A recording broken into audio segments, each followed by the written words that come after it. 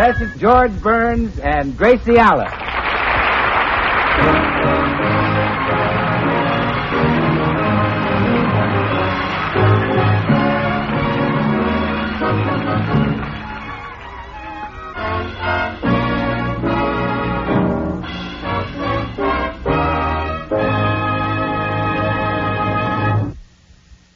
Last week, in an effort to make the Burns' future more secure, Gracie bought a chicken ranch.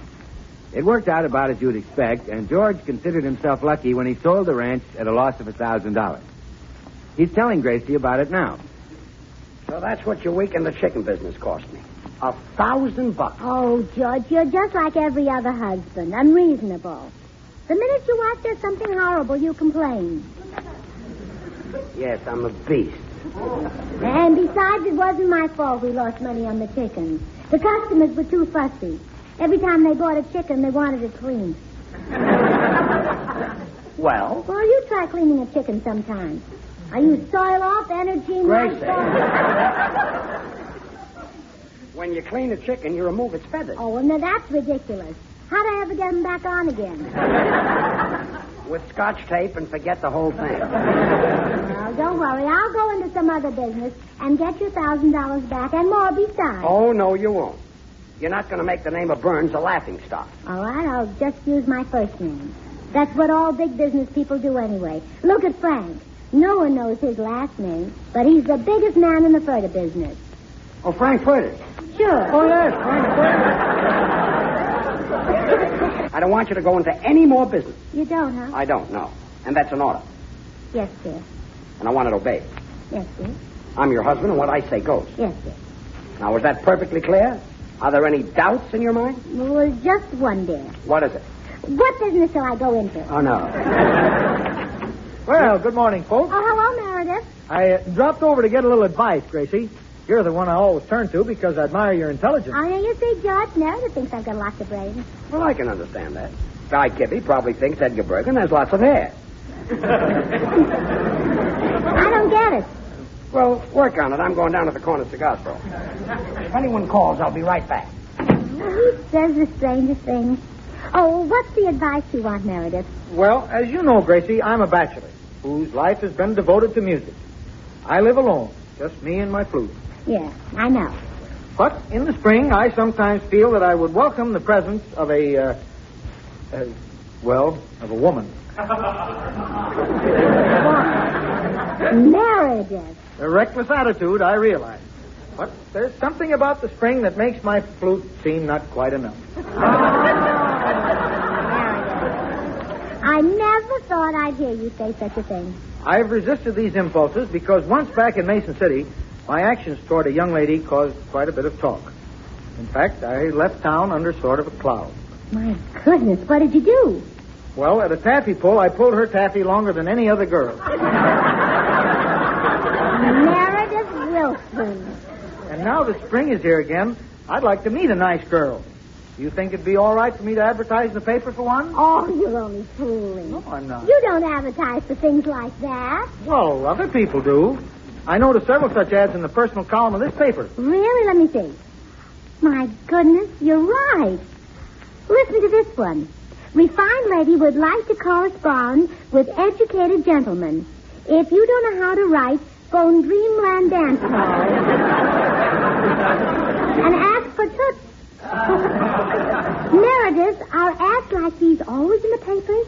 Yep, hundreds of them every day. Oh, this gives me a terrific idea for a business to go into. It does? Sure. I'll find mates for all these lonely people. I'll open a matrimonial bureau. A matrimonial bureau? Yes. Gee, double willikers. Oh, I beg your pardon. Forgot I was talking to a lady.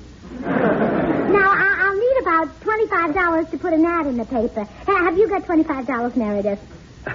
I work for your husband, Gracie. That's right. You'll have to get the money from George. Oh, no. He told me never to go into business again. However, if I flatter him enough, he might give me the money and no questions asked. Really? Well, sure. Sure. That's it. I'll flatter the little rascal. And then... Oh, here he comes. Quick, out the back way. I've got work to do. Okay, Gracie, and lots of luck. Oh, George, the census taker was here while you were gone, and You know, for the life of me, I couldn't remember your age. My age? Yeah, tell me again. Is it 30 or 31?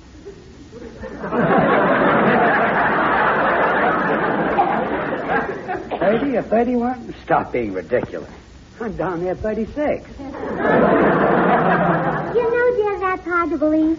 How could a man get as handsome as you are in only 36 years? Well, I never George, was. sometimes I ask myself, I say, Gracie, do you love George just because he's as handsome as he is? And then I say, no, I'd love him just as much if he only looked like Robert Taylor. Would you really? Yes. It's the 1,001 thrills I got just being near you that make my life such a dream of ecstasy. Oh, Gracie. Oh, really? The strange and tender things that remind me of you. The sight of your tousled hair in the morning. Your delicate hand waving goodbye. Your strong white feet at eventide.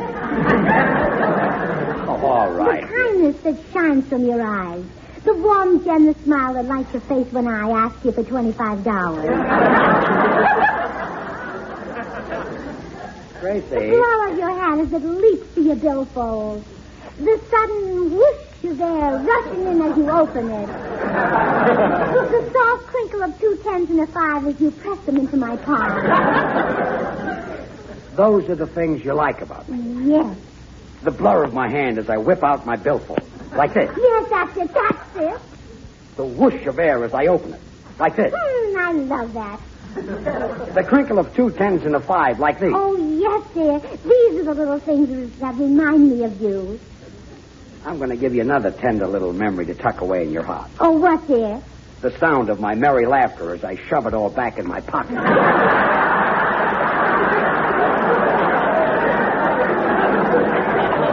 George. The whoosh of the thing as I open it. Look, I wasn't born yesterday. What do you want with $25? Gracie, I said, why do you need $25? The way your handsome face lights up. Forget it. Gracie, I'm ashamed of you. Downright ashamed. You say you love me, and yet you deliberately flatter me and lie to me to get money. Oh, well, I am ashamed of myself, George. It was a low, sneaky thing to do. You shouldn't lower yourself for such a measly amount of money. $25. You're right, dear. Of course. Go out and come in again, and we'll try for 50. No bother. You'll get no money from me. I'm going out back and wash the car. I'll see you later. George is right. I've got to stop telling him how wonderful he is. Too darn unbelievable. Now, some really handsome man who was conceited about his looks might lend me the $25. I think that oh, come in. Hi, Gracie. Well, Bill, what a coincidence. I was just thinking of you. Really? How come? Well, the census taker was asking about you, and you know, for the life of me, I couldn't remember your age. My age? Yeah, tell me again. Is it 30 or 31? 26.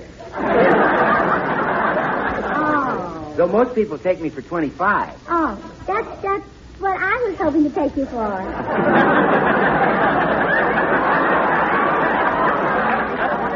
What, Gracie? Sit down, Bill, and let me tell you how handsome you are. Well, gee, I've only got a couple of hours, Gracie. You know, Bill, you're easily the most handsome man in Hollywood. Well, gee, that's quite a compliment coming from the prettiest girl in Hollywood. And not only are you... You have that rare combination of beauty and personality. Oh, Bill. As the French say, Gracie, you have je ne sais quoi. Oh, they shouldn't say that. I may have a little je ne sais, but very little talk. You know, George is a lucky guy. You're so charming. Oh, thank you. So lovely. Oh, thank you. So young. Yeah. Oh, wait here, Bill. I'll go see if I can find you $25. Oh, for a minute I forgot who was doing what to who. What do you mean? Well, I might as well tell you now. I need $25, and I wanted to flatter you so you'd lend it to me. Well, I'll be glad to lend it to you, Gracie. Here you are. Thank you, Bill. I tried to get it from George, but no luck. Really? See, I think it's a shame the way you have to beg him for things. Believe me, Gracie, when I get married, my wife is going to have everything. She'll have a limousine, a mink coat, hundreds of dresses, and all the money she can possibly spend. Oh, gee. When do you plan to get married? Well, just as soon as I find a girl who's got all that.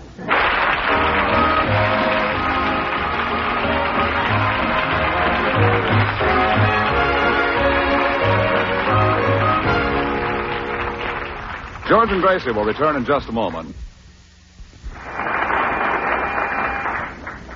Oh, excuse me a moment, Meredith. Sure, Gracie.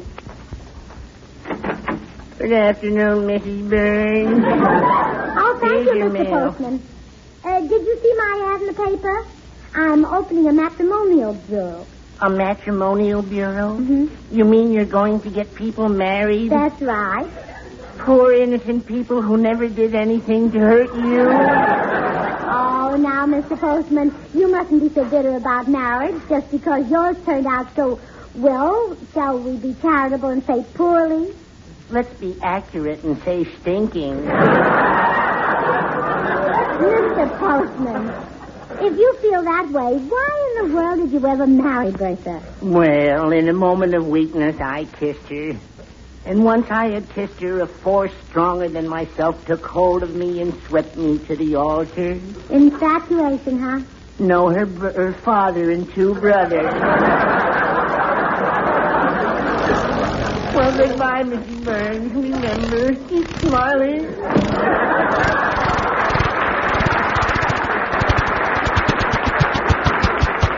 Hey, Gracie, I heard you tell the postman you had an ad in the paper. I didn't see any ad for the Gracie Allen Matrimonial Bureau. Oh, I'm not using my own name. Now, who's been making all the money the last few years? The used car dealers. So, I'm advertising just like they do. Like a used car dealer? Sure. Here's my ad. Listen to this. Hurry, hurry, hurry. If it's a husband you want, you'll always get a square deal from the smiling Irish woman. Come in and pick out the husband you want. For a small down payment, I'll hold them until you can. Golly, Gracie, you'll make a fortune. Oh, you bet I will. Now, listen, here's my listing of today's specials. Like news, sports model Marine Sergeant. Just returned from overseas. Come in and try a sample hug. His clutch hasn't been used in 4 years.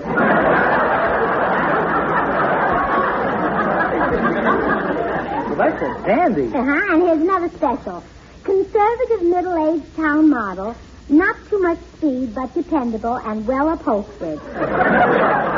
Formerly owned by elderly lady in Pasadena, who never kept him out later than 9 o'clock. Gee, you sure got all kinds. Oh, yes. Fortunately, all women don't like the same kind of husband. One woman's Ford is another woman's Cadillac. Well, what if George finds out about all this? Oh, I won't tell him until I've made my first million. You know, later this afternoon. Gracie, do you think you might be able to find a buyer for me? Oh, why not? You're not even second-hand. You're brand new.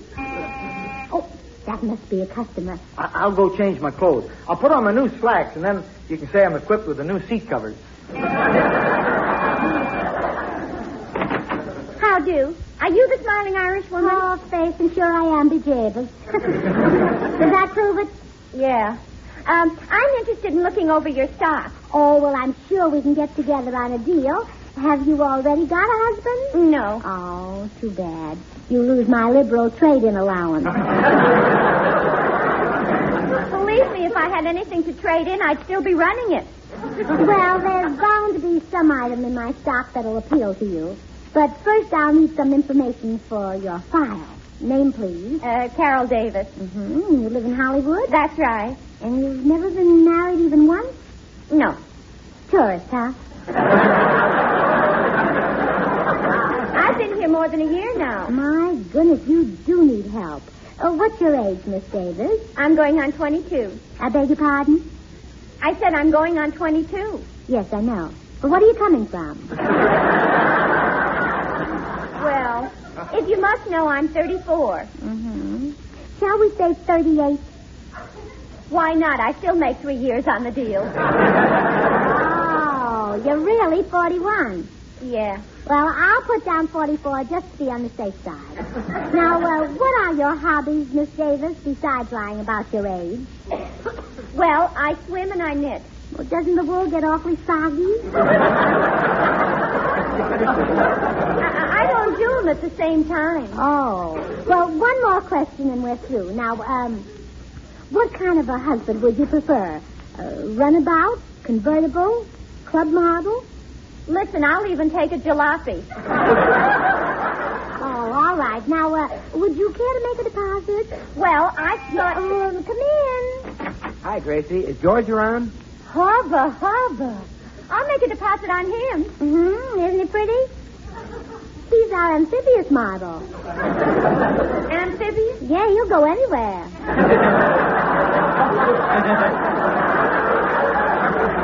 Huh? How much is he? Well, he'll run you around 500. That's complete with everything. CAD. CAD? Curls and dimples. Hey, what goes on here? He's sold. I'll make out a check. Now, just a minute. Tell me what... Now, look, if you just excuse us for a moment, Miss Davis. Bill, would you step in here, please? Okay, Gracie. Bill, are you doing anything this afternoon? No? Well, would you do me a little favor? Well, sure. What is it? Marry that woman out there. Marry that woman? Well, yes, I'm running a matrimonial bureau, and she's my first customer. I can't disappoint her. Well, but Gracie, Oh, please, Bill. If you'll marry her just this once, I'll never ask you to do it again. Now, go in there and neck for a couple of minutes and then propose to her. Gracie, do you think I make a business of necking women I've never seen before? Yes. Well, all right. I don't want to get married and spoil business. So long, Gracie. Oh, wait, Bill. I might talk to her. Oh, wonderful, Bill. Come right in. Miss Davis, this is Mr. Goodwin, the 1946 deluxe job you're interested in. How do you do? How do you do? Miss Davis, let's assume that you and I are married.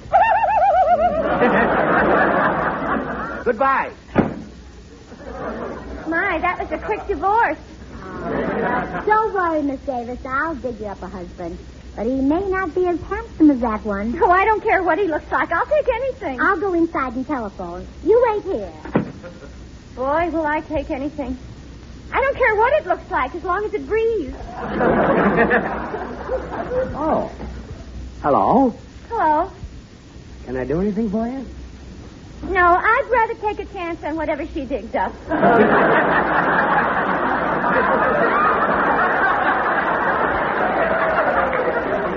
Huh? I have a chair. The smiling Irish woman will be right back. The smiling Irish woman? The woman who lives here. That's my wife. Yeah? What's she got to smile about? Who are you, anyhow? Well, I'm a customer of your wife. A customer of my wife? Excuse me a minute. I'll take as long as you like. Gracie. Yeah, oh, you startled me, dear. Bet I did.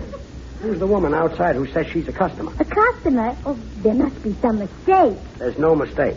You're mixed up in some business again. Must you always go behind my back and lie to me? Oh, George, now that's very unfair. I've never gone behind your back. I've always lied right to your face. All right, come on. Let's have it. What business are you in? Well, I'm not in any business. No? I suppose this woman came here to buy your old hat. Well, I might as well admit that what did you say? I said I suppose she's here to buy your old hat. Oh, she told you, huh? You mean that is why she's here? Well, sure. I'm selling every hat in my closet so I can give you back some of the money you lost on the chicken ranch. Gracie, for once I'm proud of you. Selling your hats is a wonderful idea. Yes, I'm awfully glad you thought of it. Huh? Now, you better run along before the house is filled with women buying hats. Okay, I'll take a walk. I was just talking to my wife. I'm sure she'll find something that suits you. I hope so. Yeah, she's got all kinds, you know. Do you like the little round ones? No, I prefer a big, tall one. Yeah, well, they're nice. But you got to hold them on your lap in the movie. You do? Sure. People in back want to see something too, you know. Say, if you care for something a little bit different, my wife has one with feathers. Feathers? Do I look like an Indian? Laughing Indian, yes. Well, some women like them. These are all second-hand, you know. Oh, I don't care. Of course, if you get one, you can always freshen it up. Freshen it up. Sure, tie a fancy ribbon around it. What? Or stick an ostrich plume in it. Are you crazy? Why should I stick an ostrich plume on my husband? Your husband? I'm talking about hats. The ones you came here to buy for my wife. Hat? You think I've been biting my nails for 41 years for a hat? I came here to get a husband. A what? A husband from your wife's matrimonial bureau. My wife's not... Wait here. Gracie. Yes, dear? I've just had a talk with your customer. Oh, that's nice. A long one? Long enough. Murder. You're not kidding. A matrimonial bureau, huh? It's finished, you understand? You're out of it. Through. Yes, dear.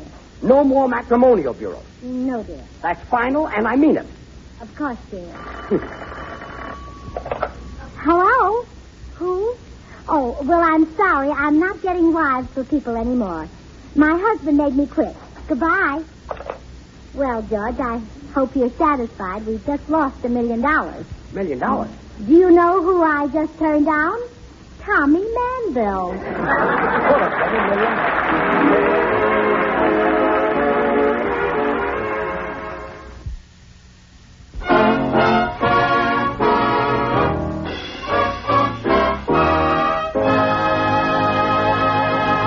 The George Burns and Gracie Allen program was transcribed in Hollywood. Now here are our stars. Good night, folks.